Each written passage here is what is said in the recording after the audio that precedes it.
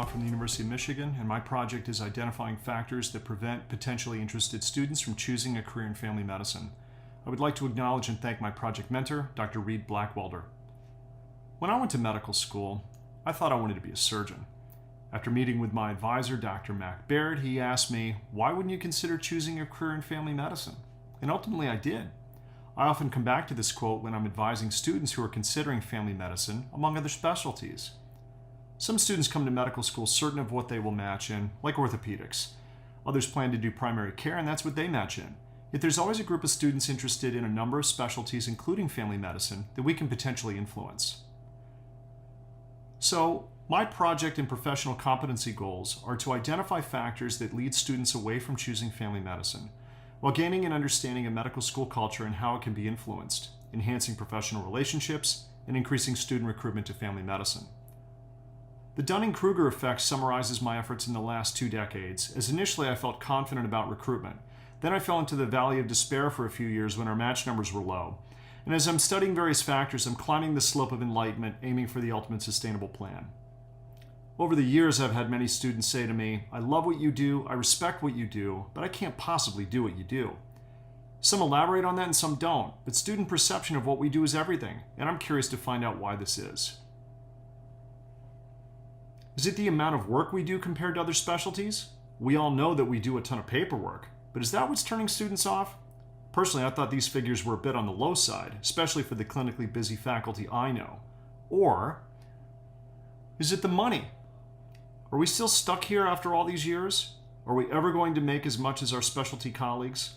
Respecting the issue of school debt and tipping my cap to the research done by our colleague Julie Phillips, there have to be other factors at play here also.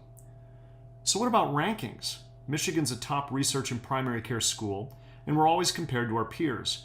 Last year, for the first time, U.S. News & World Report now ranks schools based upon graduates practicing primary care.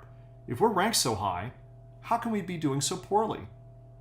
So I've created a survey to get some answers. First, I'll look at institutional culture. Is the curriculum favorable toward primary care? How much support and respect is given to family med?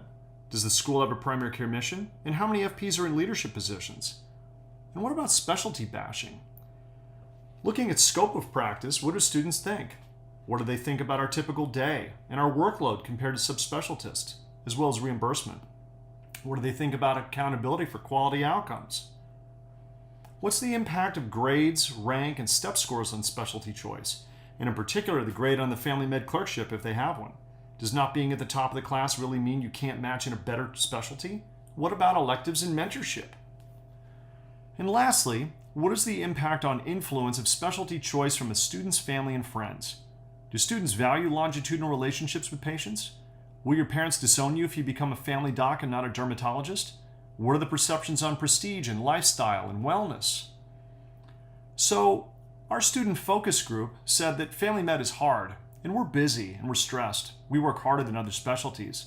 Many reported they would rather address one issue per office visit than multiple issues.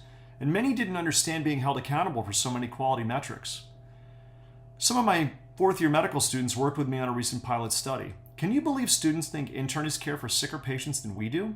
And that students who matched in family med did so because they were less qualified? Most students thought family med has people in leadership. We have one at our school. There was the usual bashing, but Michigan, it's reported in every direction. While many students came to medical school to enter primary care, many didn't consider family med because they didn't get honors in our clerkship. Matching in a subspecialty is a privilege, wow, and they should have that advantage when they're at the top of the class. Moreover, family and friends prefer they match in a more prestigious field that's more valued in society. Well, what about us? So what have we created here or perpetuated? We've said that to match in a very competitive specialty, you must be 100 miles smarter than someone who graduates in the bottom half. But there's plenty of family docs who are AOA. There are many neurosurgeons who are at the bottom of the class. So always know that our students have access to a lot of information. I was stunned when I saw this, not only because family med ranked so low, but because a student showed me this, out of concern. I would choose family med again tomorrow. So, this has been enlightening for me, and my next steps are to finalize the survey and distribute it to MD and DO schools. This is the perfect time to reinvent the perception of practice of family med and to positively market our specialty.